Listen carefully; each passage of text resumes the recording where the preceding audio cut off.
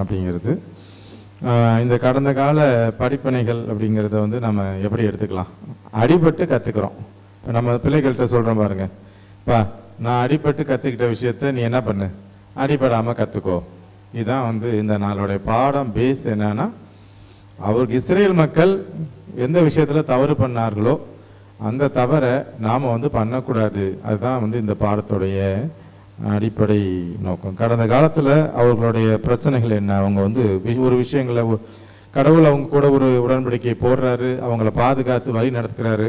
ஆனாலும் என்ன பண்ணுறாங்க, அவங்க தவறுகளுக்கு மேலே தவறுகள் செய்து திரும்ப வந்து பாவத்திலே விழுறாங்க, உடன்படிக்கையை மீறுறாங்க, கற்பனையை மீறுறாங்க, அந்த மாதிரி விஷயங்களை செய்கிறாங்க. ஸோ ஒரு சிறிய ஜெபத்தோட இந்த தலைப்பின் கீழே நம்ம வந்து போகலாம். இரக்கத்தில் ஐஸ்வர்யமுள்ள எங்கள் பரலோக தந்தையே, நல்ல ஓய்வு நாளின் காலை வேலைக்காக நம்மை துதிக்கிறோம். ஆண்டவரே, ஏதோ அந்த நாளில் இந்த ஓய்வு நாள் பள்ளி பாடங்கள் இல்லை நாங்கள் படிக்க எடுக்கிறோம். கடந்த கால படிப்பினைகள்ங்கிற பாடங்களை தேவன் தாமே இந்த பாடங்களை எங்களுக்கு கற்றுக் கொடும்படியாக நாங்கள் அது கற்றுக்கொண்டு, ஆண்டவரே, எங்களுடைய முற்பிதாக்கள் செய்த அது தவறுகளை நாங்கள் செய்யாதபடிக்கு அதிலிருந்து நாங்கள் பாடங்களை கற்றுக்கொண்டு நாங்கள் தேவனுக்கு பிரியமான வகையில் வாழ்றவும், தேவனுடைய உடன்படிக்கைக்கு நாங்கள் உட்பட்டு வாழவும் தேவன் எங்களுக்கு உதவி செய்ய மீட்பெரும் இரட்சகருமாகிய கிறிஸ்துவின் நாமத்தில் கெஞ்சுக்கிறோம் நல்ல பிதாவே, ஆமென். ஸோ இதில் இன்ட்ரடக்ஷன் தாங்க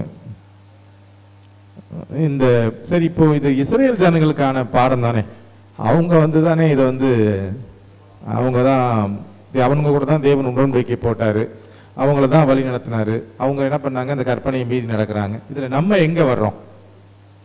நம்ம எப்படி அவங்க கூட வந்து ஜாயிண்ட் அடிக்கிறோம்? நமக்கு அவங்க முற்பிதாக்களா? நம்ம முற்பிதாக்கள்லாம் இங்கே தமிழ்நாட்டில் இருக்கிறாங்க, இந்தியாவில் இருக்கிறாங்க. அவங்க வேற ஒரு இனம், அவங்க கடவுளால் தேர்ந்தெடுக்கப்பட்ட ஜனம். இது எப்படி நம்ம இவங்க கூட ஜாயின் பண்றோம் சிஸ்டர்?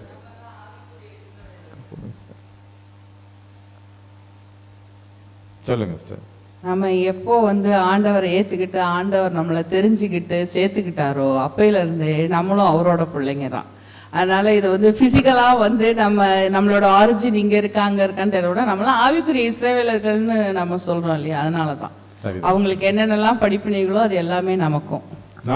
நமக்கு எப்படி அவங்க முற்பிதாக்கள் ஆகிறாங்கன்னா கிறிஸ்து மூலமாக. நம்ம கிறிஸ்து மூலமாக என்ன பண்ணுறோம், அவர்களோடு இணைக்கப்படுறோம். அவர்கள் வந்து நமக்கு வந்து முற்பிதாக்களாக இருக்கிறாங்க அப்படிங்கிறத நம்ம வந்து வாசிக்கலாம். ஸோ இந்த ஒரு இன்ட்ரடக்ஷனோட நம்ம இந்த தலைப்பின் கீழே வந்து போகலாம். இந்த பாடம் என்ன சொல்லுதுன்னா, கர்த்தருடைய இடைவிடாத உண்மை. இஸ்ரவேலர்கள் தேவனுக்கு உண்மையற்றவர்களாக நிறைய நேரத்தில் இருந்திருக்காங்க. ஆனால் தேவன் உண்மை உள்ளவராக இருந்து அவங்களை என்ன பண்ணுறாருன்னா, ஒவ்வொரு விஷயத்திலையும் அவங்கள வழி நடத்தி வருகிறார். இதை பற்றி எப்படி அவர் வந்து அவங்க எப்படி உண்மையற்றவர்களாக இருந்தாங்க, தேவன் எப்படி அவர்களை உண்மை உள்ளவராக அவர் வந்து நடத்தினார் அப்படிங்கிறத நம்ம வந்து யாராவது ஒருத்தர் வந்து டிஸ்கஸ் பண்ணுங்களேன். அவங்க வந்து என்ன பண்ணுறாங்க, தேவன் அவர்கள் மேலே அந்த அவர்களை பாதுகாத்து அந்த எப்படி ஏத்தில் அவங்க அடிமைகளாக இருந்தாங்களோ அவங்களை வெளியே கொண்டு வர்றார். ஆனால் இந்த மக்கள் எப்படி உண்மையற்றவர்களாக இருந்தாங்க? எல்லா காரியங்களுக்கும் முறுமுறுத்தாங்க. இன்னைக்கு நாம படிச்ச அந்த மாறுத்தர வேத வசனங்கள்ல படிச்ச மாதிரி அவர் செஞ்ச ஒவ்வொரு செய்கைகளையும் அவங்க மறந்துக்கிட்டே தான் இருந்தாங்க.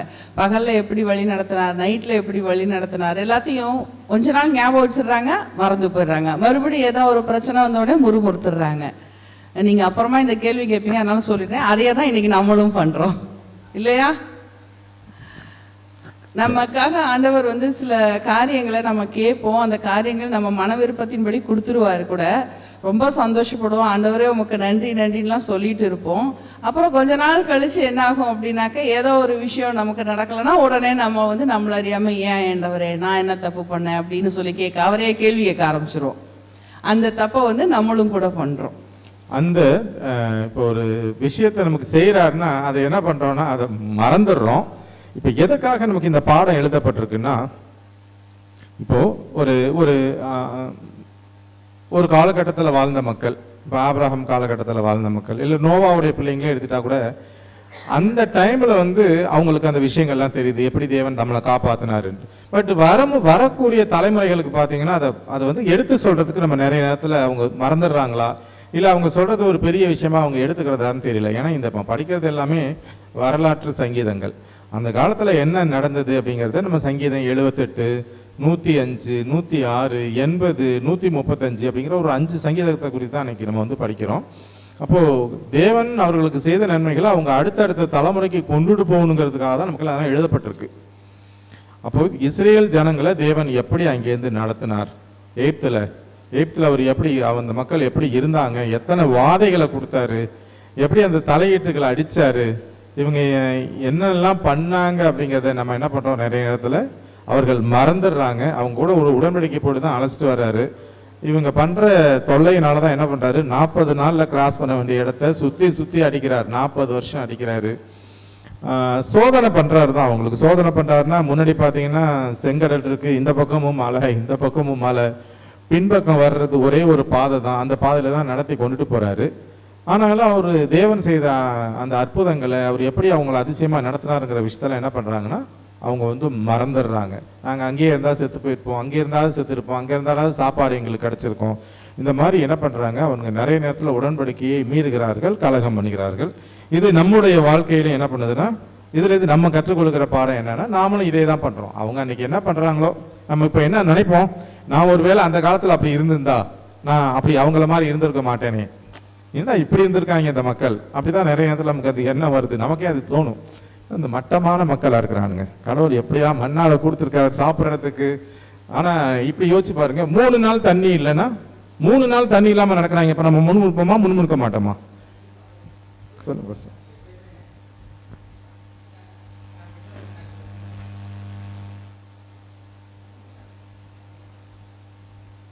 எப்பயுமேங்க இந்த பழைய ஆட்களை பற்றி, முன்னோர்களை பற்றி பேசும்போது அந்த இடத்துல நான் இருந்தால் இப்போ இருக்க மாட்டேன் அப்படிங்கிற ஒரு விஷயம் நீங்கள் சொல்கிறீங்கள, அது மட்டும் இல்லைங்க. இன்றைக்குமே வந்து நம்மளை பற்றி நம்ம யோசிக்காமல் மற்றவங்களை பற்றி தாங்க நம்ம யோசிக்கிறோம். சரிங்களா? நீ வந்து இப்படி, அது வந்து அப்படி தான் வண்டி ஓடுதுங்க. அப்போ அது இன்னும் அதிகமாக ஓடும் இல்லைங்களா? அதாங்க காரணம். ஸோ இப்போ இவர் பாஸ்டர் வந்து இன்னொரு கருத்தை கொண்டு வர்றாரு. என்ன கொண்டு வர்றாருன்னா, நாம் இப்போ ஃபர்ஸ்ட் எப்படி யோசிக்கிறோம், அந்த காலத்தில் நாம் இருந்ததுன்னா நான் ஒழுங்காக இருந்திருப்பேன். இயேசு கிறிஸ்துவ காலத்தில் அவர் செஞ்ச அற்புதங்கள்லாம் பார்த்துட்டு அந்த மக்கள் என்ன பண்ணுறானுங்க, அவரை எதிர்த்து தான் நிற்கிறானுங்க அப்படின்னு நம்ம யோசிக்கிறோம். ஆனால் இப்போவே நம்ம அப்படி தான் இருக்கிறோம் அப்படின்றது அவருடைய. சொல்லுங்க. எப்படி புரிஞ்சுக்கலாம்னா, அடுத்தவங்களை ரொம்ப ஈஸியா உடனே ஜட்ஜ் பண்ணிடுறோம்.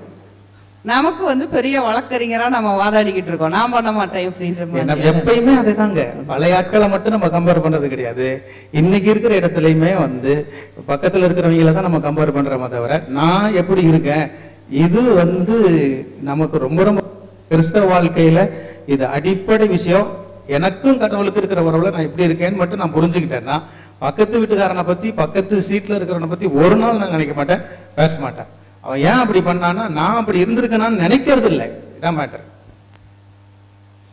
சோ இதுல இருந்து என்ன நம்ம ஒரு பாடம் கத்துக்கிறோம்னா, இதுல இன்னும் ஒரே ஒரு விஷயம், இஸ்ரவேல் மக்கள்கிட்ட இருந்தும் நம்ம நிறைய பாடம் கத்துக்கிறோம். ஆனா கர்த்தருடைய இடைவிடாத உண்மைன்ற மூலமா 40 நாள்ல போயிருக்க வேண்டியவங்க ஒரு 80 நாள் ஆக்கலாம், 1 வருஷம் ஆக்கலாம். நம்மளெல்லாம் நினைச்சு பாருங்களேன், ஒரு கட்டத்துல நம்ம பிள்ளைங்களாவே அதை விட்டு வச்சா போ அவ்வளவுதான்ட்டு, ஆண்டவர் 1 வருஷம் 2 வருஷம் இல்ல, அவங்களை எங்கேயுமே விடல. ஆனா கண்டிக்கிறாரு, சோதிக்கிறாரு, ஆனா எங்கேயாவது விட்டாரான்னு பார்த்தா விடவே இல்லை. 40 வருஷம், ஒரு ஜெனரேஷன் போய் அடுத்த ஜெனரேஷன் வந்தாவது அவங்கள கொண்டு போய் சேர்க்கிறாருன்னா, அவருடைய அந்த பொறுமை வந்து நினைச்சு பார்க்க முடியாத ஒரு பொறுமை.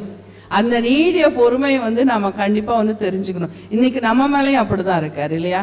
டெய்லி விழுந்துக்கிட்டே தான் இருக்கும். ஆனாலும் கூட எந்த நேரம் வேணாலும் வந்து நம்மளை அடிக்கலாம், ஆனா அடிக்காம நமக்கும் ஜீவனை கொடுத்துக்கிட்டே இருக்காருன்னு சொல்லலாம். அதுதான் அவருடைய உண்மை. அவர் என்னைக்குமே உண்மை உள்ளவரா இருக்காரு, நம்ம என்னைக்குமே உண்மை இல்லாதவங்களா தான் இருக்கோம். சிஸ்டர் சொல்ற மாதிரி தேவனுடைய இரக்கம், கிருபை, அவருடைய நீடிய பொறுமை, இது எல்லாமே அவர் அப்படியே தான் இருக்கிறாரு. அவர் மாறல, அவர் அப்படியே தான் இருக்கிறாரு. நான் தான் என்ன பண்றேன், எனக்கு சந்தோஷமான விஷயங்களுக்கு வந்து நான் கடவுள்கிட்ட போறதில்ல, ஆனால் எனக்கு பிரச்சனைகள் வரும்போது மட்டும் நான் கடவுள்கிட்ட போறேன். ஸோ ஒவ்வொரு விஷயத்துலையும் பாஸ்டர் சொல்றது மாதிரி, காய்கறி வாங்குறது கூட இன்னைக்கு என்ன காய்கறி வாங்கணும், ஆக்சுவலாக இது இயல்பான வாழ்க்கையில் அது வரணும், அது வரல. எனக்கு பிரச்சனை வரும்போது நான் கடவுள்கிட்ட போறேன், இல்லை எனக்கு தேவைக்கு நான் கடவுள்கிட்ட போறேன், இல்லை அந்த ஜபம் பண்ணும்போது தான் நான் கடவுள்கிட்ட போறேனே ஒழிய என்னுடைய இயல்பா அது மாற மாட்டேங்குது. இன்னும் ஏன் அது என்னுடைய இயல்பா மாற மாட்டேங்குதுன்னு எனக்கு தெரியல. இப்போ என்னை வச்சு நான் சொல்றேன். இப்போ என்னோட இயல்பு என்னன்னா, ஒரு சின்ன விஷயம் செஞ்சாலும் கடவுள்கிட்ட கேட்கணும். அந்த நேரத்தில் தோணவே மாட்டேங்குது, எப்படி கடவுள்கிட்ட கேட்கணும், இதுக்கெல்லாமா போய் கேட்பாங்க, அப்படி இல்லைங்க. இதுக்கெல்லாம் போய் கேட்குவாங்களா அப்படிங்கிறது ஒருவேளை நீங்க சொல்ற பாயிண்ட் வச்சுட்டாலும், சுயம் மேற்கொள்ளுகிறது எப்பயுமே வந்து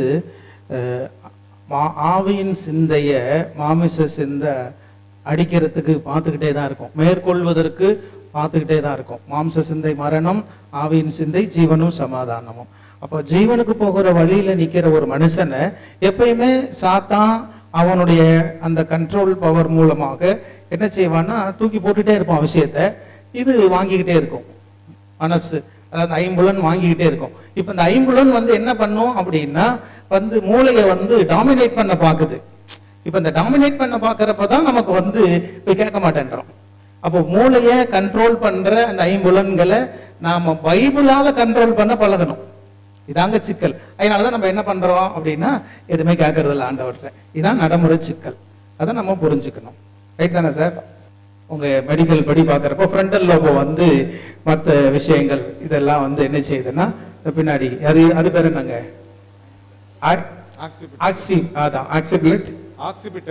ஆக்சிபிட்டல் லோபு வந்து என்ன செய்யுதுன்னா ஃப்ரண்டல் லோபை கண்ட்ரோல் பண்ண பாக்குது.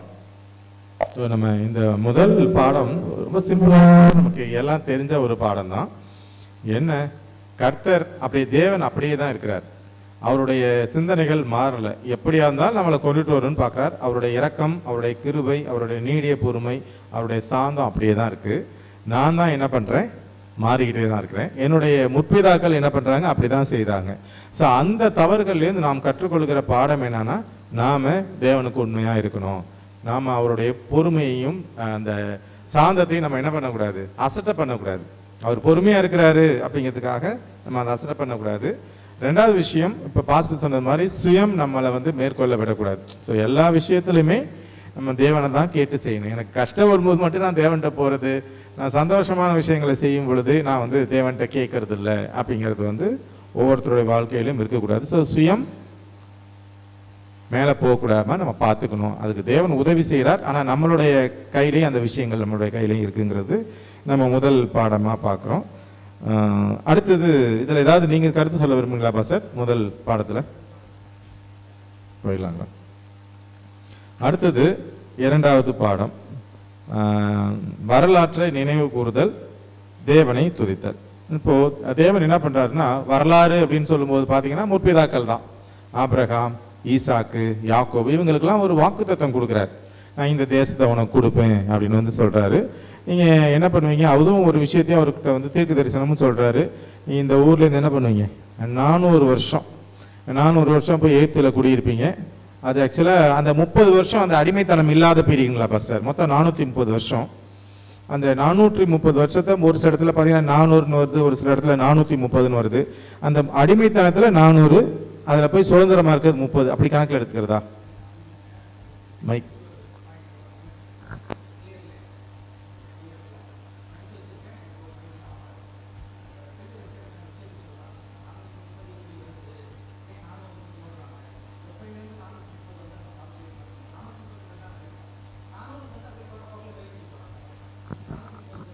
$430. சரி, அப்பாவும் ஆபிரகாம், ஈசாக்கு, யாக்கோபு இவங்களுக்கு ஒரு வாக்குத்தத்தத்தை கொடுக்குறாரு. அந்த வாக்குத்தத்தத்தை எப்போ நிறைவேற்றாருன்னு பார்த்தீங்கன்னா, மோசே, ஆரோன், ஜோஷுவா இவங்க காலத்தில் என்ன பண்ணுறாருன்னா, தேவன் அந்த வாக்குத்தத்தத்தை நிறைவேற்றார். திரும்ப எகிப்திலிருந்து கொண்டு வந்து எங்கே கொண்டு வந்து விடுறாருன்னா, கானான் தேசத்தில் கொண்டு வந்து விடுறாரு அப்படிங்கிறத நம்ம வந்து பார்க்கலாம். இதுதான் எங்கே வருதுன்னா, சங்கீதம் 105 வர்ற விஷயங்கள் தான் இது. இந்த நம்மளுடைய முற்பிதாக்கள்லாம் அப்படியே ஒரு அவங்களெல்லாம் என்ன பண்ணுறாருன்னா, நம்ம ஏற்கனவே ஒரு தடவை அக்கினி குப்பின்னு ஒரு பாடம் படிச்சிருக்கோம் பாருங்க. அப்போது ஆபிரகாம் என்ன பண்ணுறாரு, சோதிக்கிறாரு. ஒவ்வொருத்தரும் என்ன பண்ணுறாருன்னா சோதனை கொடுக்குறாரு. அந்த நேரத்தில் இவர்கள்லாம் அந்த பாடுகளை சந்தோஷமாக அனுபவிச்சாங்க. வாக்குத்தத்தம் கொடுத்தே 25 வருஷம் குழந்தை கிடையாது ஆபிரகாமுக்கு. ஆனால் அவர் என்ன பண்ணுறாரு, அந்த விசுவாசத்தில் அவர் தரிச்சிருக்கிறாரு. அதே போல தான் ஒவ்வொரு முற்பிதாக்களையும் நம்ம பார்த்தோம்னா அந்த மாதிரி தான் அவங்க வந்து நிற்கிறாங்க. ஆனால் இந்த இஸ்ரேல் ஜனங்கள் தண்ணி இல்லை, பாலைவனம், சாப்பாடு இல்லைன்னா என்ன பண்ணுறாங்கன்னா முணுமுணுக்கிறாங்க. இது மாதிரி நம்மளுடைய வாழ்க்கையில் நம்மள்கிட்ட அந்த முற்பிதாக்கள்கிட்ட இருந்த அந்த பொறுமை, அந்த பாடுகளை அனுபவிக்கிற தன்மை என்கிட்ட இருக்கா? ஒரு சின்ன கஷ்டம் வந்தாலே நான் வந்து ஏன் எனக்கு மட்டும் இந்த கஷ்டம்னு கேட்குறேன். இதை பற்றி என்ன சொல்ல வரீங்க? அன்னைக்கு எப்படி நீங்கள் சொன்னது கரெக்டு. ஃபோர்ஃபாதர்ஸ்ட் இருந்தது, அடுத்த ஜென்ரேஷன் வரும்போது கம்மியாயிடுச்சு. அதே தான் இந்த காலத்துலேயும் ஒருவேளை எங்க தாத்தா ரட்சிக்கப்பட்டு வந்திருந்தாங்கன்னா அவரோட காலத்துல அவர் எவ்வளவு உண்மையா இருந்திருப்பாரோ அந்த அளவுக்கு எங்க அம்மா இருந்திருக்கிறதுக்கு வாய்ப்பு இல்லை. சொல்லி கொடுக்கலையா என்னன்னு தெரியாது. அவங்க அளவு கூட நான் இல்லை, என் அளவு கூட எங்க பிள்ளைங்க இல்லை. அப்படிதான் வந்துகிட்டே இருக்குது.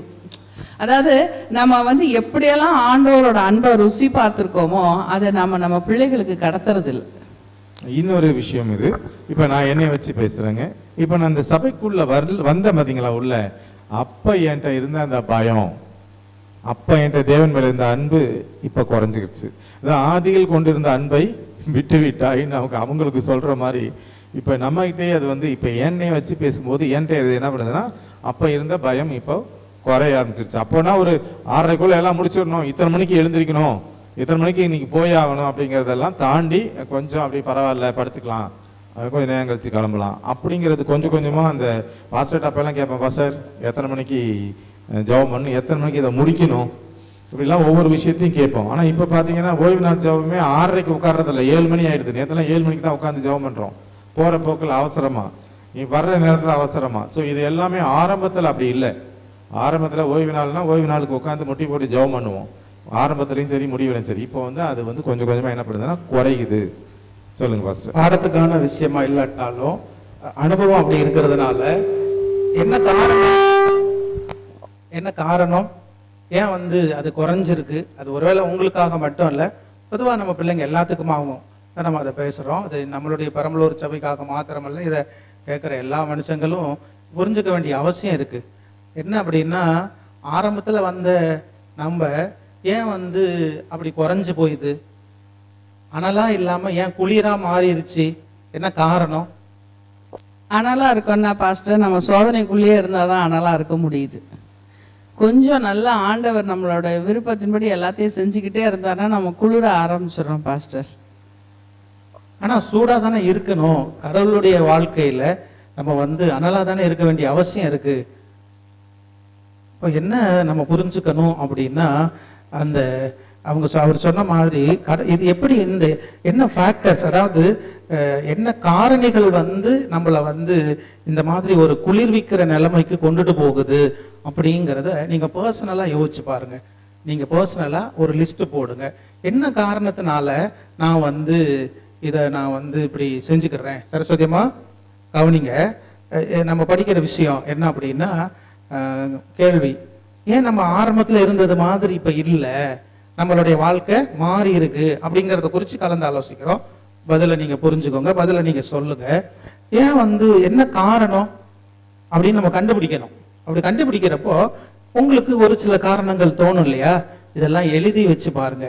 இது என்னிடத்தில் அதிகமா இருக்கா, இல்ல மற்றவங்களால அதிகமா வருதா, என்னுடைய குடும்பத்திலிருந்து வருதா, சபையிலிருந்து வருதா, ஊழியக்காரங்கள்ட்ட இருந்து வருதா, என்ன காரணம், எங்கிருந்து இந்த பாதிப்புகள் என்னை குளிர்ந்த நிலைமைக்கு கொண்டுட்டு போகுதுங்கிறத என்னைக்கு நம்ம கண்டுபிடிக்கிறோமோ அன்னைக்கு தாங்க அனல் சரியா இருக்கும். ஆனா எப்பயுமே நம்ம அனலா இருக்கணும் அப்படிங்கிறதாங்க ஆண்டவர் சொல்லி கொடுக்குற சத்தியம். நீங்க எந்த அளவுக்கு சத்தியத்தை படிக்கிறீங்களோ அந்த அளவுக்கு உங்க வாழ்க்கையில அனல் என்பது அதிகரித்து கொண்டே இருக்கணும். ஏன்னா ஏனோக்கு 65 வயசுல ஆண்டவரை குடிக்க ஆரம்பிச்சாரு. அதுக்கப்புறம் 300 வருஷம் குறையவே இல்லையே, வண்டி லோட் ஆகிட்டே இருக்க, டெய்லி லோட் பண்ணிட்டே தான் இருக்குது வண்டி. எப்பயுமே அது எம்டி ஆகல. அப்படிதானே சார்? அது பிராக்டிக்கலா நீங்க சொல்றது ரொம்ப கரெக்ட். ஒரு நிமிஷம் இல்ல நான் மறந்துடுறேன். நீங்க சொல்றது ரொம்ப கரெக்ட் பாஸ்டர். ஆனா எப்படி எங்களை போட்டு சாத்தம் அமுக்குறான்னு சொல்றோம். வேலை, டயர்டு. நீங்க சொல்றீங்க தினம் வேத வசனங்களை படிக்கும்போது ஆண்டவரோட இருக்கும்போது நம்ம அனலா தானே இருக்கணும்னுட்டு.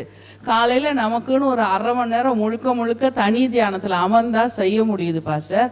அந்த 1/2 மணி நேரம் உட்கார முடியலன்ற மாதிரி ஆகுது. நைட்டுக்குள்ள நாம இதை பண்ணணும் அதை பண்ணணும், ஏதேதோ வேலைகள்ல நிஜமா எதை டேக்கன் ஃபார் கிராண்டடா வைக்கிறோம்னா நம்மளோட பர்சனல் ப்ரேயர் டைமை தான் வைக்கிறோம். அது தப்பு, ஆனா வைக்கிறோன்றேன் நான். ஆனா என் லைஃப்ல நான் கண்டுபிடிச்சிக்கிட்டது ஒரு எக்ஸ்பீரியன்ஸை நான் ஷேர் பண்றேன். அது உங்களுக்கு எப்படி அதை பார்க்குறீங்க அப்படின்னு எனக்கு புரிஞ்சுக்க முடியலை. புரிஞ்சுக்கிறது சிரமம் தான். நான் என்ன அப்படின்னா, நம்முடைய வாழ்வாதாரம் இருக்கு பார்த்தீங்களா, பொருளாதாரம். வாழ்வாதாரங்கிறது பொருளாதாரம். பொருளாதாரத்துக்காக ஒரு விஷயத்தை ஒரு மனுஷன் தேடி போகிற சமயத்தில் அந்த பொருளாதார சூழல்கள் அந்த காரணிகள்லாம் வந்து என்ன செய்யுது அப்படின்னா பைபிளோட தொடர்புடைய காரணிகளா இல்லை, பைபிளோட சம்பந்தப்பட்டு கடவுளோட சம்பந்தப்பட்டு கடவுளோட பேசி உறவாடி கடவுளை புரிஞ்சுக்கிறதுக்கான காரணிகள்லாம் அது இல்லாம இருக்கிறதுனால அது என்ன செய்யுது அப்படின்னா நம்மளுடைய ஆண்டவரை மறந்துட்டு சொந்தமா முடிவெடுத்து சில விஷயங்களை செய்ய போற சமயத்துல அந்த மாதிரி அனுபவங்கள் கூடி கூடி கூடி கூடி ஒரு நம்ம மனசுல வந்து அது என்ன பண்ணிருது அப்படின்னா அப்படியே செட் ஆயிடுது. ஸோ நம்மளால என்ன பண்ண முடியலன்னா கடவுள்கிட்ட சனிக்கிழமை மட்டும் வர்றப்போ ஒன்றும் வண்டி தாங்க மாட்டேங்குது, அதுல அரை மணி நேரம் 3/4 மணி நேரம் வண்டி தாங்க மாட்டேங்குது. ஏன் சிக்கல் வருது? சனிக்கிழமை ஆண்டவர் கூடவே இருக்கணுங்கிற ஒரு விஷயத்த நம்ம புரிஞ்சுக்கிட்டாலும் ஏன் வந்து சிக்கல் வருது, ஏன் பிரச்சனை வருது அப்படின்னா மற்ற 6 நாட்களுக்கான வாழ்வாதாரம் வேற மாதிரி இருக்கு, கடவுளை சார்ந்த ஒரு வாழ்வாதாரம். அதனாலதான் ஆண்டவர் சொல்றாரு, நீ என்ன சார்ந்து வாழ்றதுக்கான வாழ்க்கை முறையை செட் பண்ணிக்கோ அப்படின்னு சொல்லி ஆண்டவர் சொல்றாருங்க. அந்த மாதிரி ஒரு வாழ்வியல் முறை நம்ம கிட்ட இல்லைங்கிறதாங்க நான் புரிஞ்சுக்கிட்ட ஒரு பல விஷயங்கள்ல ஒரு விஷயம். பாஸ்டர் சொல்றது நீங்க ஆல்மோஸ்ட் ஒரே மாதிரி விஷயங்கள் தான் வருது 2 பேர் சொல்றதும். முதல்ல என்னுடைய வேலைன்னு வந்துட்டாலே ஆட்டோமேட்டிக்கா பொருளாதாரம் உள்ள வந்துருதுங்க பாஸ்டர். இன்னொரு காரணம் யோசிக்கிறது, நான் முன்னாடி கடவுள்கிட்ட தூரமா இருந்தேன், அப்ப பார்த்தினா ஒரு பயம் இருந்துச்சு. இப்போ ஒரு இந்துக்களை பார்த்தீங்கன்னா அப்படியே கடவுளுக்கு முன்னாடி போகும்போது பயப்படுவாங்க, தூரமா இருக்கிறானுங்க. ஒருவேளை கடவுள் வந்து நான் ரொம்ப க்ளோஸ் ஆகிட்டேன் அப்படிங்கும்போது கடவுள் என் அப்பா தானே சொல்லிக்கலாம் அப்படிங்கிற ஒரு மனப்பக்குவம் வருதா அப்படிங்கிறது தெரியல. ஏன்னா கடவுளுக்கு பயப்படுற பயம் எப்பவுமே இருக்கணும். அதாவது நீங்க சொல்றபடி ஆபிரகாமுடைய வாழ்க்கையை பாருங்க, ஈசாக்குடைய வாழ்க்கையை பாருங்க, முற்பிதாக்களுடைய வாழ்க்கையை பாருங்க. ஆபிரகாம்கிட்ட ஆண்டவர் முகமுகமா பேசினாரு, மோசஸ்ட்ட முகமுகமா பேசுறாரு. இவங்க எல்லாம் ஆண்டவர்கிட்ட முகமுகமா பேசுறப்போ என்ன பண்றாங்க அடுத்தது அப்படின்னா கடவுள்கிட்ட அந்த மரியாதை அந்த பயம் அவங்களுக்கு கூடுது. ஆண்டவர்கிட்ட எப்படி பேசணும் கெஞ்சி கூத்தாடுறாப்புல, இன்னும் ஒரு முறை பேசுற, நீங்கள் பொறுத்துக் கொள்வீராக. யாரு? ஆண்டவர் வந்து அவரை ஃப்ரெண்டுன்னு சொல்லிட்டு உட்காந்துருக்காரு, நீ என் ஃப்ரெண்டுடா, நான் சிநேகிதன் நான் உனக்கு அப்படின்னு சொல்லிட்டு இருக்காரு. ஆனா இவர் என்ன பண்றாரு? சிநேகிதன்ட்ட போய் ரெக்வஸ்ட் பண்ண முடியுமா? ஏரியா கொஞ்ச நேரம் போரு, நான் பேசிட்டு அப்புறம் வர்றேன், அப்படித்தானே பேசுவோம் அந்த சிநேகிதன் அப்படிங்கிற. ஆனா ஆண்டவர் சிநேகிதன்றாரு. ஆனா இவர் சிநேகிதனாக தேவனை பார்த்தாலும் தேவனுக்கு உண்டான கனம், தேவனுக்கு உண்டான பயம், தேவனுக்கு உண்டான மரியாதை அத்தனையும் யார் வச்சிருக்கிறாங்க. சில நேரங்கள்ல அப்பாவுக்கும் தலைவனுக்கும் உண்டான ஒரு வித்தியாசம் புரிய மாட்டேங்குது குடும்பங்கள்ல. அதுதான் எப்பயோ நீங்க சொன்ன ஞாபகம் எனக்கு அது நல்லா ஆணி அடிச்சதான் இருக்கு. இந்த அஸ்வின் ஹோட்டல் ஓனர் பேசின ஒரு விஷயம், அந்த நாட்களில் தகப்பனுக்கு கொடுக்குற மரியாதைக்கு கீழே நாங்கள்லாம் உட்கார மாட்டோம், எய்த்தாப்புல நின்று நின்று கை கட்டிக்கிட்டு நிற்கணும், பேசணும், இதெல்லாம் சிறப்பான. ஆனால் இன்னைக்கு இருக்கிற வாழ்வியல் முறையில் நீங்க பாருங்க, அப்பா இங்கே உட்காந்துருக்காருன்னா பையன் இங்கே உட்காந்துருப்பான், இல்லைன்னா இங்கே வந்து உட்காந்துருப்பான்.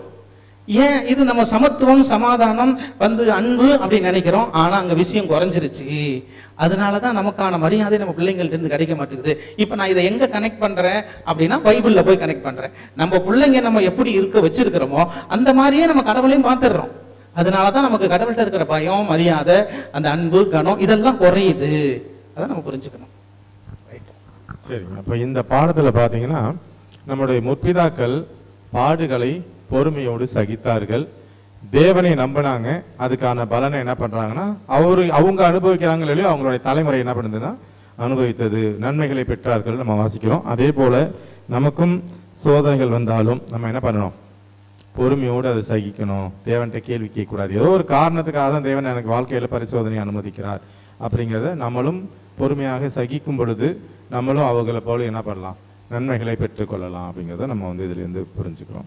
அடுத்ததாக தேவன் அவர்களுடைய நீங்க ஏற்கனவே டிஸ்கஸ் பண்ணியிருப்பீங்கன்னு நினைக்கிறேன் 78ல. ஏன் வந்து ஆண்டவர்கிட்ட வந்து நம்ம கிட்ட பேசுறதுக்கு நேரம் பத்தாம போயிருது, அல்லது கொஞ்ச நேரம் தான் என்னால ஜெபம் பண்ண முடியுது ஏன் அப்படின்னு ஒரு விஷயத்த நம்ம யோசிச்சு பார்த்தோம் அப்படின்னா பாஸ்ட்ல கடவுள் என்ன பண்ணியிருக்காருங்கிறத மறந்துடுறோம். இதுதான் மிகப்பெரிய டிராபேக். நேற்றுக்கு என்ன பண்ணாரு, முந்தானத்து என்ன பண்ணாரு, போன வாரம் என்ன பண்ணாரு, போன வாரம் என்ன தப்புல இருந்தேன், போன மாசம் என்ன தப்புல இருந்தேன், போன வருஷம் எந்த தப்புல இருந்தேன், இப்போ இதெல்லாம் தாண்டி நம்ம இங்க வந்திருக்கிறோம். அப்படிங்கும்போது இதெல்லாம் யாரால வந்திருக்கிறோம்? எங்க 2 எல்லாம் விட்டுக்கிட்டு இருக்கும்போது நம்ம யாரால வந்திருக்கோம்? இன்னைக்கு வந்து காய்ச்சி கனி கொடுக்குற அளவுக்கு நம்மளுடைய வாழ்க்கை முறை வந்திருக்குது அப்படின்னு சொல்றப்போ வந்து இது யாரால நடந்திருக்குங்கிறத நம்ம யோசிக்கிறதே இல்லையே. எதை நான் சோறு தின்னேன், வளர்ந்துட்டேன், பெருத்துட்டேன் அப்படியா? நான் கஷ்டப்பட்டேன், நான் வளர்ந்தேன்னு இப்படிதான் நினைச்சிருவோம். நம்ம போயிடுறோம், இப்படிதானே போயிடுறோம். அடிப்படை விஷயம் பிரச்சனை இதுதாங்க. நான் தேவனால் வருகிறேன், தேவனால் நான் ஜீவனோடு இருக்கிறேன். இதெல்லாம் வந்து அனுதினமும் ஆண்டவர்கிட்ட நம்ம நன்றி சொல்லணுங்க. ஆண்டவர்கிட்ட போய் பேசுறப்போ, ஆண்டவரே இன்னைக்கு ஜீவனை கொடுத்துருக்கீங்க, புதிய நாளுக்காக புதிய கிருபைக்காக நன்றின்னு சொல்லும் பொழுது உசுறு பிச்சை போட்டிருக்காரு ஆண்டவர். படுத்து இருக்கிறோம், எந்திரிச்சு முழிப்போன்னு என்ன நிச்சயம்? வெளியில போறோம், வீட்டுக்கு வருவோம்னு என்ன நிச்சயம் இருக்கு? பாஸ்டர் அதை நல்லா உணர்றோம் பாஸ்டர். அதுக்கு எழுந்திரிச்சோன்னா காலையில கடவுளுக்கு நன்றி நன்றி சொல்றோம். சொல்றோம். எத்தனை பேர் எழுந்திருக்கிறது இல்ல? அதுதான், எத்தனை பேர் எந்திரிக்கிறது இல்ல. இந்த விஷயத்துக்கு எப்படி நம்ம வந்து நன்றி உள்ளவங்களா இருக்கிறோமோ அதே மாதிரி தாங்க எல்லா விஷயத்துக்கும் நன்றி உள்ளவங்களா நம்ம இருக்கணும். அதைத்தான் வந்து நம்ம மறந்துடுறோம். ஏன்னா நம்ம வந்து நம்மளாலதான் எல்லாம் நடக்குது, எல்லாமே நம்ம தான், நம்மளுடைய பலத்தினாலும் புத்தியினாலும் சக்தியினாலும் தான் இதெல்லாம் செய்யறோம் அப்படின்ட்டு நம்ம நினைச்சுக்கிறோங்க. அதனாலதான் நம்ம வந்து அவங்கள மாதிரி நம்மளால துதிக்க முடியல, ஸ்தோத்திரம் பண்ண முடியல, அதை புரிஞ்சு ஆண்டவரோட நெருக்கமான வாழ்க்கை முறைக்குள்ள இருக்க முடியல. இப்ப காரணம் மறந்துடுறோம், ஞாபகத்துல கொண்டுட்டு வரணும். மறந்துடுறோம் அப்படிங்கிறத விட அந்த வார்த்தை மறந்துடுறோங்கிறத வந்து ஒரு குற்றமில்லாத வார்த்தையா போயிருது. அசட்டை பண்றோங்கிறது சரியான வார்த்தையா இருக்கும். அதுதாங்க குற்றம், அதுதாங்க வந்து கில்ட்டி கான்சியஸை ஏற்படுத்தும். எப்பவுமே கடவுள்கிட்ட போகும்போது கில்ட்டி கான்சியஸ் இருக்கணும், அது அவசியங்க. கடவுளுக்கு முன்னாடி போகும்போது அந்த கில்ட்டினஸ் இருக்கணும் அப்படிங்கிறது அவசியம். எல்லா மனுஷனுக்கும் அவசியங்க. கில்ட்டி கான்சியஸ் இல்ல அப்படின்னா கடவுளே தூக்கி சாப்பிடுவாங்க நம்ம ஆளுங்க எல்லாரும். கில்ட்டி கான்சியஸ் இருக்கிறதுனால ஒரு சில நேரத்துல பயந்துகிட்டு கடவுள் ஏதாவது தப்பு பண்ணிட்டேன், அந்த கில்ட்டி கான்சியஸ் போகும்போது ஒரு பய உணர்ச்சி வருதுங்க பாஸ்டர். அதாவதுங்க கில்ட்டி கான்சியஸ் நான் சொல்லும் பொழுது, நான் பாவி, நான் கடவுளுடைய பரிசுத்தத்தை விட நான் குறைஞ்சவன், அவருக்கு முன்னாடி நான் நல்லவன் கிடையாது, அவருக்கு முன்னாடி நான் வந்து ரொம்ப ரொம்ப கேவலமான நிலையில தான் என் மனசு இருக்கு, என் புத்தி இருக்கு, என் நினைவு இருக்கு, என் வாழ்க்கை முறையை நடைமுறை அப்படிதான் இருக்கு அப்படிங்கிறத நான் புரிஞ்சவன் தாங்க உள்ள போகும்போதே வண்டி போட்டுட்டு ஆண்டவரே அப்படின்னு சொல்லிட்டு கண்ணீர் வருங்க. இல்லாட்டினா போயிட்டு வர ஆண்டவரே, நான் வந்து நேற்றுக்கு உபவாசம் இருந்தேன், முந்தானத்தை அவ்வளவு தசமாவும் கொடுத்தேன், அன்னைக்கு போயிட்டு 2 பேத்துக்கு பார்த்து ஜெபம் பண்ணிட்டு வந்தேன், நாளைக்கு 4 பேர் வருவாங்க, இதான் ஆண்டவரே நம்ம டேட்டா, போயிட்டு வரட்டுங்களா அப்படி வண்டி ஓடிடுங்க. அப்படிதானே எனக்கு இருக்கு. ஆண்டவர்கிட்ட வந்து எப்படி வண்டி ஓடுது நம்ம வண்டி? இப்படிதான் ஓடுது. என்னைக்காச்சும் முழங்கால் படிக்கிற போது கண்ணீர் வருது ஆண்டவர்கிட்ட? ஏன் வரமாட்டேனுது? ஏன் அழுவ தெரியலங்கிறது அப்படி அது காரணம் இல்லை. மனசுக்குள்ள ஆண்டவர் யாருன்னு புரிதல்ல குறைந்து கொண்டே இருக்கிறது வாழ்க்கை. அதாங்க அவங்களுக்கு நம்மளுக்குள்ள வித்தியாசம். அடுத்தது 3வது பாடம், வரலாற்றை நினைவு கூர்தலும் மனம் திரும்புதலும். பாஸ்டர் சொன்ன அந்த விஷயம் தான் இது. இப்போ என்ன இந்த பாடத்தில் என்ன அப்படின்னு பார்த்தீங்கன்னா, இந்த முற்பிதாக்கள் செய்த பாவங்கள், குற்றங்கள், குறைகள் அப்படியே நீங்கள் சொல்லும் போல் வர வர வர என்ன பண்ணுறாங்க, தேவனை அப்படியே மறந்துக்கிட்டே வர்றாங்க. ஃபர்ஸ்ட்ல இருந்த ஜென்ரேஷன் அடுத்த ஜென்ரேஷன் அப்படியே குறைஞ்சிட்டு வர்றாங்க. அதுக்கப்புறம் அவருடைய உடன்படிக்கையை ஃபுல்லாக மீறுறாங்க, அவங்களுடைய கற்பனைகளை மீறுறாங்க, கற்பனைகளை கை கொள்றதில்லை. அது இல்லாமல் பாகால் தெய்வங்களை வழிபடுறாங்க. அந்த டைமில் என்ன பண்ணுறார் தேவன், அவரே என்ன பண்ணுறாருன்னா பாபிலோனுக்கு அடிமையாக அனுப்புகிறார். போய் பாபிலோன்ல அடிமைகளா இருக்கிறாங்க. அங்க அடிமைகளா இருக்கும்போதும் அவர் என்ன சொல்றாரு, இப்ப நீங்க இத்தனை வருஷம் தான் அங்க அடிமையா இருப்பீங்கன்னு சொல்லி தான் அனுப்புறாரு. அந்த வருட முடிவில் திரும்ப என்ன பண்றாங்கன்னா, அவங்க வந்து மனம் திரும்பி திரும்ப தங்களுடைய பாவங்களை அறிக்கையிட்டு மன்னிப்பு வேண்டுறாங்க.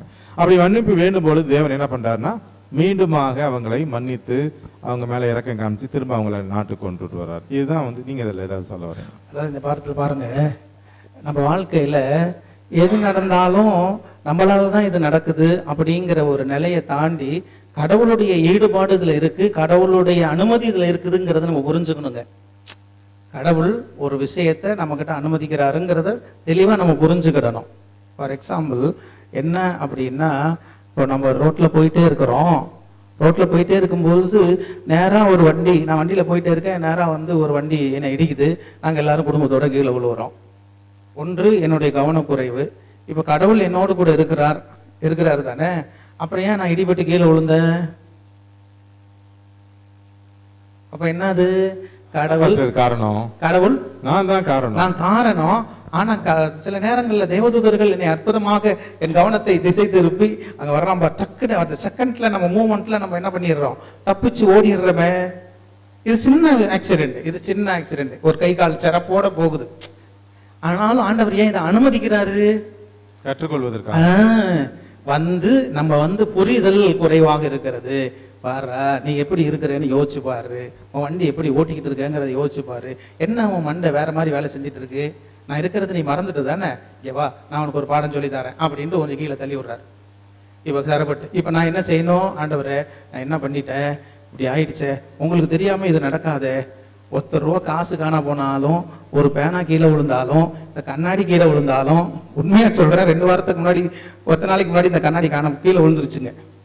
2 நாளா புலம்பிக்கிட்டே இருக்கேங்க, ஆண்டவரே இது உங்களுக்கு தெரியாம நடக்காதே ஆண்டவரே, எப்படி இது எனக்கு நடந்துச்சு, நான் எங்க மறந்தேன், இப்படிதாங்க நான் பேசிக்கிட்டு இருக்கேன். நான் வீட்டுல மத்த யார்கிட்டையும் இதை பத்தி பேசலங்க, ஆண்டவர்கிட்ட பேசிட்டு இருக்கேன். எப்படி ஆண்டவரே எனக்கு ₹2 கீழே போட்டாலும் நான் வந்து 2 நாளைக்கு யோசிச்சுட்டு உட்காந்துருப்போங்க, எப்படி இது வேஸ்டா போலாம், அதனுடைய பொருளாதாரம் குறைவு அதிகம் அப்படிங்கிறத விட எப்படி இது நடக்கலாம், எனக்கு ஆண்டவர் இருக்கிற குறைவு எப்படி இது எனக்கு வரும், இதுதான் ஏன் கேள்வி.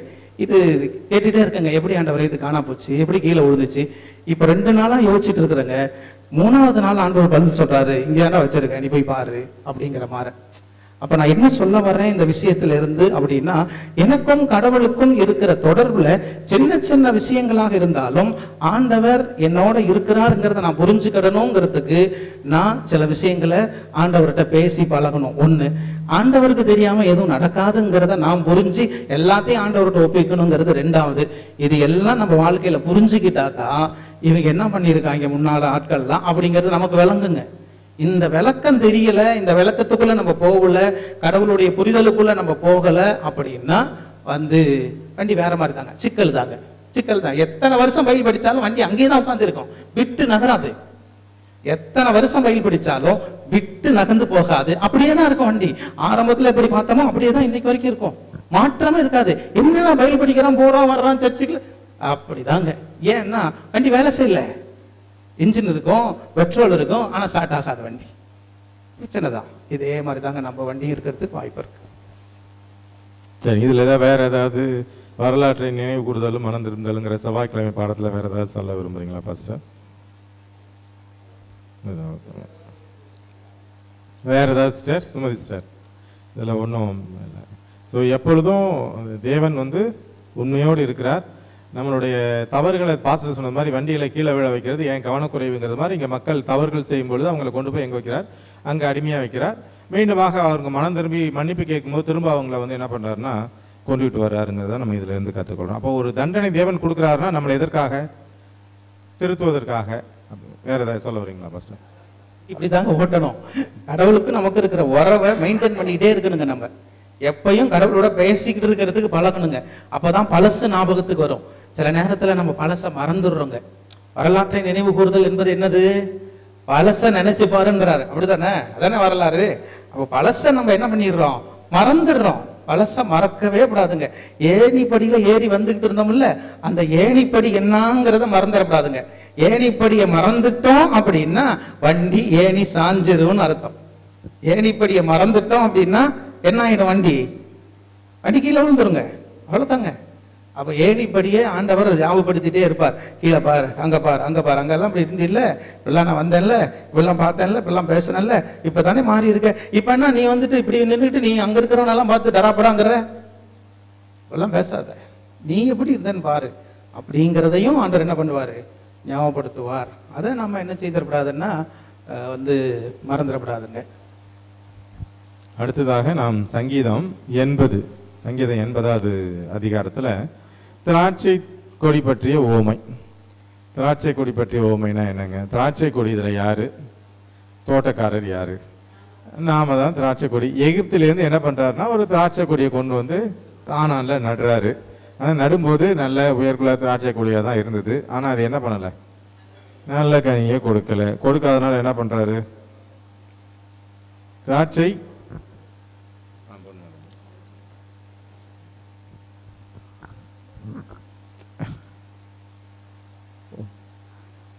அங்க போற சரிங்க. திராட்சை கொடி என்ன பண்றாருன்னா தேவன் அழித்து போடுகிறாருங்கிறத நம்ம வாசிக்கிறோம். அப்போ தேவன் அன்பானவர், கிருபை உள்ளவர் எல்லாம் நம்ம தெரியுது. ஆனாலும் அவருடைய கோபம் ஒரு நாள் என்ன பண்ணும்? பற்றி எரியும். நியாய தீர்ப்பின் நாளில். இப்போ நியாய தீர்ப்பின் நாளில் அவர் எல்லாமே பண்றாரு. அந்த திராட்சை தோட்டத்துக்காக, திராட்சை கொடிக்காக எல்லாம் பண்றாரு. ஆனால் அந்த பர்டிகுலர் டே வந்ததுக்கு அப்புறம் என்ன பண்றாரு? நியாய தீர்ப்பில் அவருடைய கோபத்தை காண்பிக்கிறார். அப்போ இப்போ மற்றவங்க சொல்றது போல தேவன் அன்பானவர், அவர் என்ன பண்ண மாட்டாரு? ஒரு மனுஷனை கூட இங்கே உலகத்தில் விட்டுட்டு பரலோகத்துக்கு போக மாட்டார். அவங்களுக்கு திரும்ப ஒரு 7 வருஷம் வாய்ப்பை கொடுத்து திரும்ப அவங்களுக்கு அவருடைய அன்பை புரிஞ்சுக்கிறது மாதிரியான சூழலை உருவாக்கி திருப்பி எல்லாத்தையும் அழைச்சிட்டு போவார். ஒருத்தன் கூட என்ன பண்ண மாட்டான், அழிஞ்சு போக மாட்டான். இப்படி தான் மற்றவங்களுடைய நம்பிக்கை. பட் நம்மளோட நம்பிக்கை என்ன? இந்த உதாரணத்துலேருந்து பார்த்தோம்னா திராட்சை செடி கொட்டிய ஓமையில் பார்த்தோன்னு வச்சுக்கோங்களேன், திராட்சை தோட்டத்தினுடைய அழிவு தான் என்னது? நியாய தீர்ப்புக்கான அடையாளம். இதில் ஏதாவது சொல்ல விரும்புறீங்களா பாஸ்டர்? திராட்சை செடி பற்றின விஷயத்தில் ஒன்று கிருபையை புரிஞ்சுக்கிடணும். அந்த கிருபையை புரிஞ்சுக்கிட்டு நம்ம என்ன செய்யணும்னா ஆண்டவர்கிட்ட ஓடி வரணும். அப்படிதானே? அப்போ தான் உங்களுடைய முகத்தை பிரகாசிக்க பண்ணும், அப்பொழுது நாங்கள் என்ன பண்ணுவோம்? ரட்சிக்கப்படுவோம் அப்படின்னு. அப்போ ரட்சிப்பு என்பது ஆண்டுடைய பிரகாசம் அப்படின்னு சொல்லுது. ஏன்னா முகப்பிரகாசத்தில் என்ன இருக்கு? ஆண்டவருடைய முகம் பிரகாசிக்க செய்யறதுல என்ன இருக்கு அப்படின்னா அவருடைய கிருபை எந்த அளவுக்கு இருக்குதுங்கிறத அனுதினமும் நம்ம என்ன செய்ய வேண்டி இருக்குன்னா புரிஞ்சுக்க வேண்டிய அவசியம் இருக்கு. அவருடைய கிருபை இல்லை அப்படின்னா நம்மளால என்ன பண்ண முடியாது. அப்போ அந்த திராட்சை செடியை பத்தி சொல்லும்போது அது நல்ல பழங்களை கொடுக்கும் என்று நான் காத்திருந்தேன், ஆனாலும் அது என்ன பண்ணுச்சு? கசப்பான பழங்களை கொடுத்தது அப்படின்னு ஆண்டவர் சொல்றாருல்ல. அப்போ கசப்பான பழம் என்பது நம்முடைய வாழ்க்கையினுடைய தவறான நிலைப்பாடு, சிந்தையா இருக்கட்டும் செயலா இருக்கட்டும், எல்லாம் கடவுளுக்கு பிரியமில்லாத ஒரு விஷயம். இப்போ கடவுளுக்கு பிரியமில்லாத ஒரு விஷயத்த நம்ம கொடுக்கிற பொழுதும் ஆண்டவர் என்ன பண்றாரு? மறுபடியும் அதை கொத்தி எரு போட்டு அதுக்கு மண் அணைச்சி அதுக்கு தண்ணி ஊற்றி அதை மறுபடியும் பாதுகாக்கிறார். விவசாயத்தை நம்ம எப்படி செய்யறோமோ அப்படிதான் அதையும் ஆண்டவர் நம்ம புரிஞ்சுக்கிறதுக்காக நம்ம வாழ்க்கையை அப்படிதான் ஆண்டவர் செய்யறார். அப்ப நாம ஒவ்வொரு முறையும் ஆண்டவர் நம்ம கிட்ட கொத்தும் பொழுது, களையை எடுக்கும் பொழுது, அங்க கிளையை நறுக்கும் பொழுது நமக்கு அது புரியுதா? புரிய மாட்டேனது இல்ல. கிளையை நறுக்கிறப்பையும் களையை புடுங்குறப்பையும் பக்கத்துல கொத்து பொழுதும் டானிக்கு ஊத்தும் பொழுதும் உரம் வரும் பொழுதும் அது நமக்கு புரியணும். ஆண்டவர் எதுக்காக இது சொல்றார் அப்படின்னு. ஆனா அது நம்ம வாழ்க்கையில புரிய மாட்டேங்குது. அதுதான் பிரச்சனை. அப்ப இந்த பாடத்துல நம்ம கத்துக்க வேண்டியது ஆண்டவர் ஏன். அப்போ இஸ்ரவேல் ஜனங்களும் அதே மாதிரி தானே பாஸ்டர் இருந்தாங்க. எல்லாரும் களப்பிடுங்கினாரு, நறுக்குனாரு, அதை புரிஞ்சுக்காம தொடர்ந்து அவங்க கசப்பான பழங்களையே தான் கொடுத்துட்டு இருந்தாங்க. எல்லாரும் இல்லையே? இல்ல, எல்லாரும் இல்ல. ரைட்டுங்களா? இன்னைக்குமே அதாவதுங்க நம்ம புரிஞ்சுக்க வேண்டிய விஷயம் இந்த உலகத்துல கடைசி வரைக்கும் துன்மார்க்கர்கள் இருக்கதான் செய்வாங்க. அது இல்லாம போகவே மாட்டாங்க. சபையிலையும் கெட்ட குணம் உள்ளவங்க இருக்கத்தான் செய்வாங்க. அது கடைசி வரைக்கும் யாராலையும் மாற்ற முடியாது. ஆனா நல்லவங்க இருக்கத்தான் செய்யறாங்க. நல்லவங்களை நம்ம பாக்குறோமா? இதுதாங்க நம்ம கத்துக்க வேண்டிய பாடம். நல்ல குணமுள்ளவங்களை பார்த்து அவங்க மூலமா ஆண்டவருடைய அன்பை கத்துக்கிறோமா அப்படிங்கறத நாங்க புரிஞ்சுக்க வேண்டிய பாடம். சரிதாங்களா? அப்ப எப்பயுமே நமக்கு இயேசுவும் அவரை போன்ற குணமுள்ளவர்களும் தான் நமக்கு முன்மாதிரியா இருக்கணும். அதுதான் நம்மளுடைய வாழ்வியல் முறையா அவங்களுடைய ஆலோசனைகள் போக்கு இதுதான் நமக்கு சிறப்பா இருக்கணுமே தவிர ரெண்டாவது கேட்டகரியில் இருக்கிற உங்களுடைய காரியங்களை குறித்து நம்ம பார்த்தோம் பேசணும் அப்படின்னா அது அப்படிதான் இருக்குங்க. நீங்க சொன்ன மாதிரி எல்லாருமே அப்படிதான் இருந்தாங்க அப்படிங்கிற ஒரு பாயிண்ட் போறோம் இல்லைங்களா? அப்போ மேக்சிமம் அதிகமான பிள்ளைங்க அப்படிதான் இருப்பாங்க. யாரு குறைவு? அதனாலதான் சொல்றாங்க இடுக்கமான வாசல் வழியாய் உட்பிரவேசிக்க ஆசைப்படுங்கள். இடுக்கமா தான் இருக்கும், கஷ்டமா தாங்க இருக்கும், மாத்திக்கிறதுக்கு சிரமமா தாங்க இருக்கும். ஆனாலும் மாத்திக்கிறது தாங்க கடவுளுக்கு பிரியமானது. நீங்க சொன்னதுக்கு இப்ப திராட்சை கொடி இருக்குல்ல, எல்லா கொடியும் தேவன் தரிச்சு போறது இல்லையே. ஒரு சில கொடியை சுத்தம் பண்ணி விடுறாரு. எதுக்கு சுத்தம் பண்றார்? சுத்தம் பண்றதுன்னா என்னங்க? இந்த பிரச்சனைகள் துன்பங்களை கொடுத்து என்ன பண்றார்? அவர் பக்கத்துல கொண்டு போறார். அப்ப சுத்தம் பண்றாருன்னா நம்ம மேல தேவன் அன்பு காட்டுறார். அதனால எல்லாரையும் அப்படிதானுங்க சார், வெட்டி போடுறது சுத்தம் பண்றது. சரிங்க. இப்ப கிளையில இருக்கிறது எதுக்காக? அதுதான் கிளையில இருக்கிறது சுத்தம் பண்றதுன்றது அவர் நம்ம மேல அன்பா இருக்காரு அப்படிங்கிறது. கொத்துறது, எரு போடுறது, கிளைன இருக்கிறது. நீங்க பூச்செடி எல்லாம் பாத்தீங்கன்னா உருவி விட்டுருவாங்க பிள்ளைங்க, பொம்பளை பிள்ளைங்க. ஏன் உருவி விடுறாங்கன்னா அப்பதான் புது இலை உடக்கும், புதுசா மொட்டு வரும். அந்த மாதிரி தான் அதாங்க. சரிங்க. அடுத்தது இப்போ நம்ம முன்னாடியே வாசிக்கிறது போல அந்த இஸ்ரேல் ஜனங்கள் என்ன பண்றாங்கன்னா தேவன் கூட ஒரு உடன்படிக்கையில் இருக்கிறாங்க. அவர் தான் என்ன பண்றாருன்னா அவங்களை தெரிந்து கொள்கிறார். அவன்படி தான் உடன்படிக்கையை போடுறார். உடன்படிக்கையை போட்டு அவர் கடைசி வரைக்கும் என்ன பண்றாரு? உண்மை உள்ளவராக தான் இருக்கிறார். அந்த உடன்படிக்கையை அவர் மீறவே இல்லை. ஆனா மீறுறது யாரு தான்? மக்கள் தான் மீறுறாங்க. ஆனா அந்த மக்கள் அவர் உடன்படிக்கையை போடும்போதே என்ன சொல்றாருன்னா நான் மீறினாலும் நான் செத்து போவேன், நீங்க மீறினாலும் நான் செத்து போவேன். இதுதான் அந்த உடன்படிக்கையில். உடன்படிக்கை போட்டவர் என்ன பண்றாருன்னா, நாம தப்பு பண்ணதுக்காக ஆக்சுவலா யாரு சாகணும்? உடன்படிக்கை அவங்க தான் சாகணும். ஆனா உடன்படிக்கை நீ மீறினாலும் நான் தான் சாவேன்னு சொல்லிட்டு தான் அங்க ஆபிரகாம்கிட்ட அவர் வந்து செத்து போறார். அதனால தான் அந்த துண்டங்களின் நடுவே வந்து கடந்து போகிறார் அப்படிங்கிறதெல்லாம் நம்ம வாசிக்கிறோம். அப்போ அவரு தான் வந்து அவரு சாகிறார். அப்போ நம்மளை தெரிந்து கொள்கிறார், நமக்கு உடன்படிக்கை போடுறார். அந்த இஸ்ரேல் ஜனங்கள் என்ன பண்றாங்கன்னா உடன்படிக்கையை மீறுறாங்க. இப்போ நம்ம கிட்ட புது உடன்படிக்கை வந்திருக்கு. நாம இந்த உடன்படிக்கைக்குள்ள எப்படி இருக்கிறோம்? உடன்படிக்கைனா என்னங்க? உடன்படிக்கைனா என்னங்க? உடன்படிக்கைனா என்ன சொல்லுங்களே? கோவனன்ட் என்னங்க?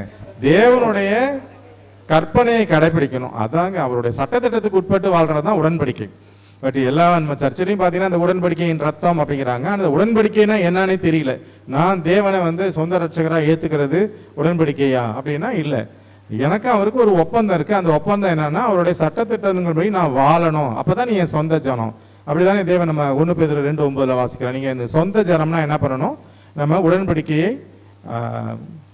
உடன்படிக்கைக்கு உட்பட்டவர்களாக அந்த உடன்படிக்கையை வந்து நம்ம காப்பாற்றுறவர்களாக அவங்க தெரிஞ்ச தப்பை நம்ம செய்யாம நம்ம அந்த உடன்படிக்கை உட்பட்ட ஒரு வாழ்க்கை முறைக்குள்ள வரணும். பாஸ்டர், இந்த கருத்துல என்ன சொல்ல வர்றீங்க?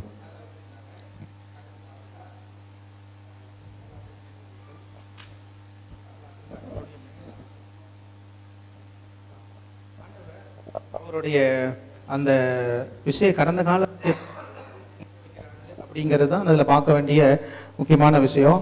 அவர் என்னென்னலாம் நமக்கு செய்கிறார், அவருடைய படைப்பு எப்படி இருக்கிறது, அவருடைய படைப்பா எப்படி நம்மளை நம்மளை காப்பாத்துறாரு அப்படிங்கிறத நம்ம புரிஞ்சுக்கணுங்க. ஆனா சில நேரங்கள்ல நாம படைப்புகளை விட்டு அதாவது படைத்தவரை விட்டுட்டு, படைப்புகள் எதற்காக? படைத்தவரை நினைப்பதற்காக. ஆனா நாம என்ன செஞ்சிடறோம்? படைத்தவரை விட்டு படைப்புகளை பற்றி பெருசா நினைச்சுக்கிட்டு இருக்கிறோம். அப்படித்தானே? அப்போ உலகத்தில் உண்டானவைகளை குறித்து நம்ம பெருசா நினைச்சுக்கிட்டு இருக்கிறோம். அது நமக்கு தெய்வமா மாறிடுது. அப்ப எப்படி நம்ம வாழ்க்கையில கடவுளை விட்டுட்டு வேற விதமாக கடவுளை அதாவது கடவுளை வேற விதங்கள்ல இருக்கக்கூடிய விஷயங்களை கடவுளா எப்படி நம்ம வச்சுக்கிறோம்? இதுதான் இந்த பாடத்துல நம்ம கத்துக்க வேண்டிய விஷயம், இந்த நாள் பாடத்துல. அப்போ ஒவ்வொரு விஷயத்திலும், அது வேலையா இருக்கட்டும், சாப்பாடா இருக்கட்டும், ட்ரெஸ்ஸா இருக்கட்டும், பணமா இருக்கட்டும், அது வீடா இருக்கட்டும், காரா இருக்கட்டும், எது வேணாலும் இருக்கட்டுங்க, கடவுளை தவிர வேறு எதெல்லாம் நம்ம வாழ்க்கையில இந்த உலகத்துல உண்டாக்கப்பட்டு இருக்கிறதோ எதெல்லாம் நமக்கு கடவுளை விட்டு நம்மளை பிரிக்குது, நமக்கு அது புரியணுங்க. அது நம்மளுக்கு தெரியாமலேயே நம்மள அது மேலாதிக்கம் பண்ணிக்கிட்டு இருக்கும். நம்மளுக்கு தெரியாமலே அது என்ன பண்ணும்? நம்மள மேலாதிக்கம் பண்ணிக்கிட்டு இருக்கோம். அப்படிப்பட்ட ஒரு மேலாதிக்கத்தை இன்னைக்கு நம்ம வாழ்க்கையில வச்சிருக்கிறோமாங்கிறத நம்ம புரிஞ்சுக்கிறணும். எதெல்லாம் நம்மளை கண்ட்ரோல் பண்ணிக்கிட்டு இருக்கிறது, கடவுளுக்கு 2வது இடம் கொடுக்குற ஒரு விஷயமா எதெல்லாம் நமக்கு செஞ்சுக்கிட்டு இருக்குங்கிறது தான் நம்ம புரிஞ்சுக்க வேண்டிய விஷயம். அதுல எல்லாத்தையும் நீங்க பட்டியல் போட்டு பார்க்கணும். கடவுளா இந்த விஷயமா, கடவுளா இந்த விஷயமா, அப்படிதாங்க ஓட்டணும் வண்டியை. இந்த பாடம் கடந்த கால படிப்பினைகள். இதுக்கு முன்னாடி நமக்கு திருஷ்டந்தமாக எதெல்லாம் வைக்கப்பட்டிருக்கு, இஸ்ரேல் மக்கள் என்னென்ன தவறுகள் பண்ணாங்க, உடன்படிக்கையை மீறினாங்க, தேவன் எப்படி நடத்தினார், இதெல்லாம் பார்த்துருக்கிற நாம அந்த தவறுகளை செய்யாமல் அந்த வரலாற்று பாடங்களில் நாம் ஒரு படிப்பினையை கற்றுக்கொண்டு தேவனுக்கு பிரியமாக நம்மளுடைய வாழ்க்கை முறையை நம்ம தேவனோடு சேர்ந்து அமைத்துக் கொள்வோம். இந்த பாடத்தை நடத்த உதவி செய்த தேவனுக்கும் சபையிற்கும் என்னுடைய நன்றியை தெரிவித்துக் கொள்கிறேன். ஆமென். யாராவது ஸ்பெஷல்